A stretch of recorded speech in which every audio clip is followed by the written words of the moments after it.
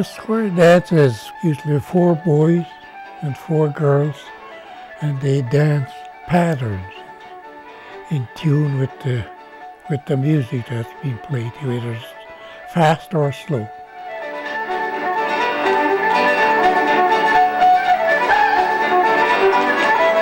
Come on, Prince Albert, they can hear you. It's Saskatchewan's own Creeland Dancers.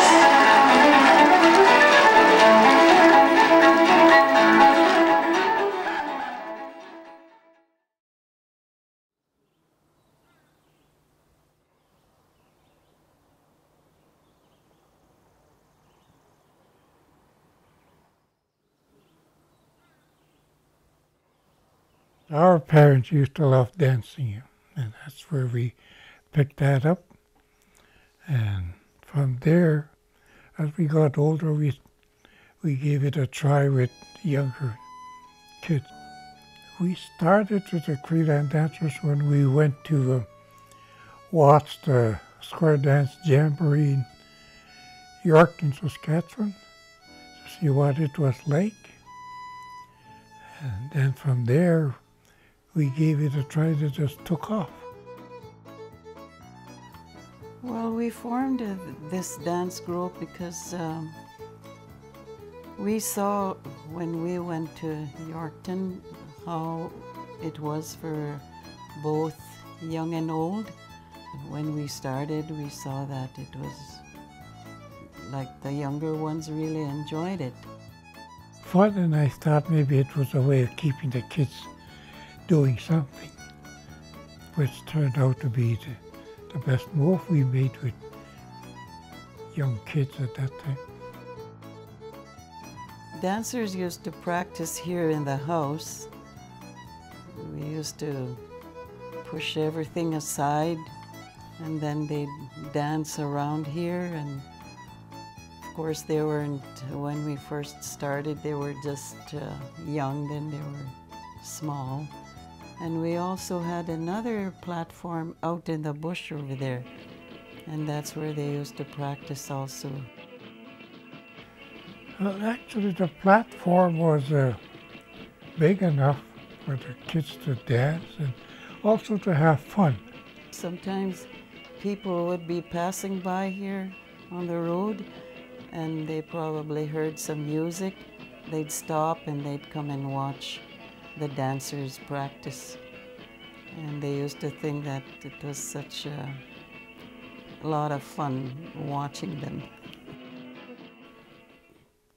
We used to raise money for traveling. Like, I'd do a lot of baking, and then we'd have bake sales.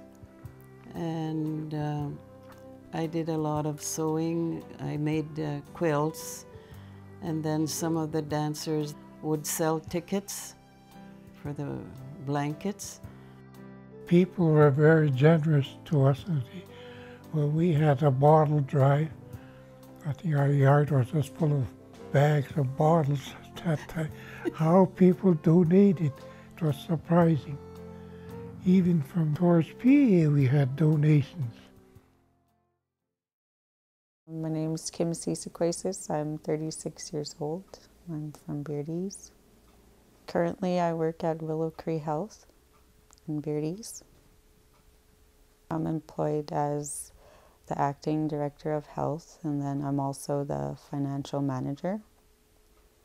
And basically, I supervise our finance and HR department. I just oversee all the reporting and the funding requirements. My name is Ken Seesequasis. I'm 30 years old and I'm from the Beardy's Nokomastis First Nation. I'm a counselor with the Beardy's Nokomastis First Nation. I look after several areas specifically, but I'm working on some economic development ventures with a company based out of the States, and I'm primarily working on the governance structure in our community, so that keeps me busy full-time. I also volunteer with the Aboriginal Peoples Commission of the Liberal Party of Canada. I sit on their national board of directors, and that my job there is essentially I'm the national co-chair, and I work going around to different Indigenous communities, whether they're Inuit, Métis, or First Nations, and I promote the Liberal Party and I promote Indigenous issues to the Liberal Party of Canada in hopes that we can make positive change for our people and our country. I was about 5 years old, I guess, when I was taught to old-time dance by my grandparents, and I probably started because like seeing my grandparents dancing and watching them and wanting to learn what they were doing, and then when they decided to form a group, I think I actually don't remember, but I was probably asked to join because I knew how to like step. It's kind of a legacy from my Kuku and Wisham. So it was just natural that all of us at some point had experience or exposure to square dancing or jigging at some point, and I just kept on going with it. It was the winter of '88, the Canada Games were in Saskatoon, and that was that's the first performance I remember where I actually danced, and then the rest is pretty much history. Still now when we dance, I don't like being like in the spotlight. Like when we jig, I prefer being in a group and dancing as a group. So like that is still a struggle for me, like not to be the leader of the group. I do remember in 1993 or 94, I can't remember what year it was, a group that was senior to me, we called them the senior dancing group, they were older than us. They had taken a trip right across Canada. They left from here in Duck Lake. They were gone for, I don't know, must have been 2 or 3 weeks, and they toured right across Ontario, stopped in Sault Ste. Marie, Thunder Bay, went to the Maritime provinces, you know, and they went by bus. And I remember I wasn't able to, I just wasn't able to. And I remember just wishing that I'd been able to be with them and experience this cross-Canada tour where you get to showcase your craft, your talent, and your culture, showcase who we are as a people. And I think that was a real turning point for me because it really motivated me to drive for excellence, to really perfect my craft, be the best dancer that I could, and attain the type of success that I had seen in my younger years. My grandparents, I guess they had different age groups. There was like the toe tappers, the intermediate group, and then like their senior group, like the older teenagers. And for me, when I finally was recruited and moved up into like the older teenage group, that's kind of like where I felt more important, I guess, because I felt like, well, maybe they seen me as a better dancer to be able to move up to that age group. So that was kind of like the turning point for me. She was kind of a shy girl, but when she started dancing, like with the older group, I think her shyness kind of left her. She was always so pleasant to work with. We were practicing, and sometimes we've all experienced difficulty when you're trying something new, right? And at the caliber that we're at, you always have to try and do better, do something better, and trying new steps, even incorporating other cultures into our dance. You see elements of Celtic dance, you see elements of Ukrainian dance, you see a lot of different imported elements, and sometimes that can be challenging. And sometimes Kim would experience some difficulty with that. And I remember one time, it's one of those times where you get frustrated because you don't know why someone at her caliber can't grasp a concept or can't do something with her feet or something, and she's going, oh, I can't do it, you know. Not that she was a defeatist, but just in that particular moment, she just couldn't get it. And it was really funny because about maybe 10 minutes later, she's off by herself, and we don't know what the heck she's doing, and all of a sudden we hear, I did it! And she's by herself, and she comes back and she shows that she knows how to do the step. And there's been several moments like that with all of the dancers, Amy, Shayla, Corey, Kenny, Garrett, myself, Stephen. We've all had those moments where we've tripped on our feet or we've had 2 left feet and just can't get something. But eventually, what the Creeland Dancers has taught us, persistence. Keep trying and you'll get there.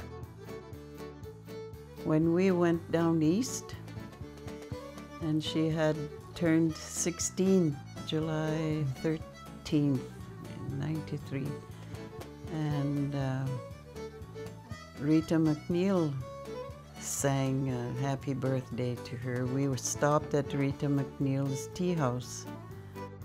She was pretty happy about that.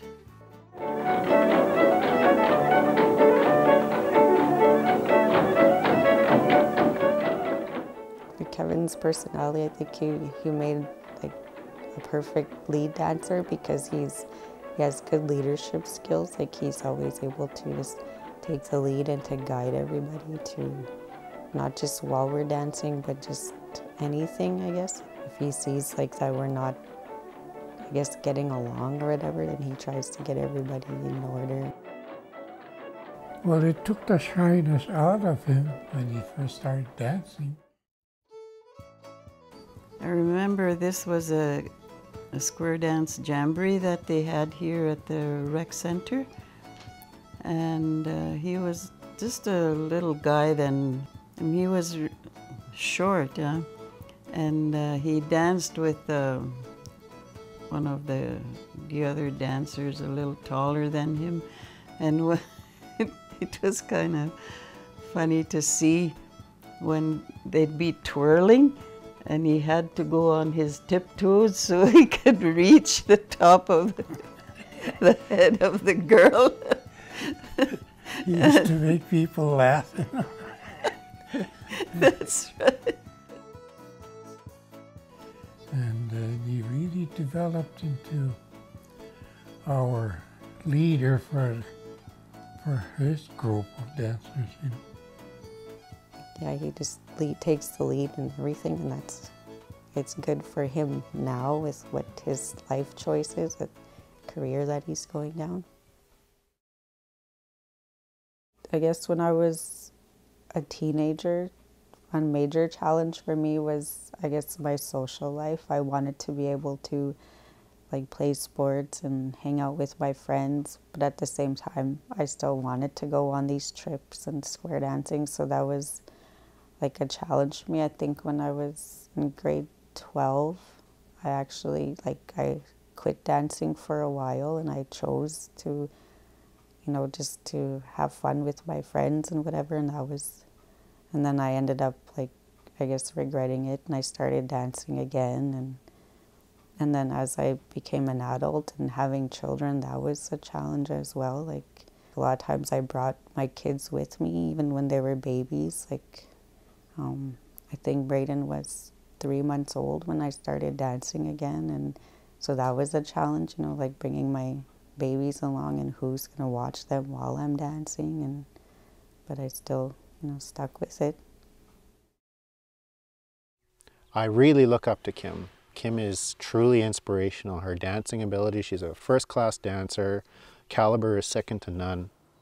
When I look at Kim, I see someone who's incredibly motivated, someone who's has a steely determination, someone who has overcome a lot of obstacles, being a young single mother, raising her family, going to school, attaining the professional success that she has. I'm really, really proud of her, and she's someone you shouldn't underestimate. One of her true strengths is her quiet confidence. She is someone I really, truly admire and respect.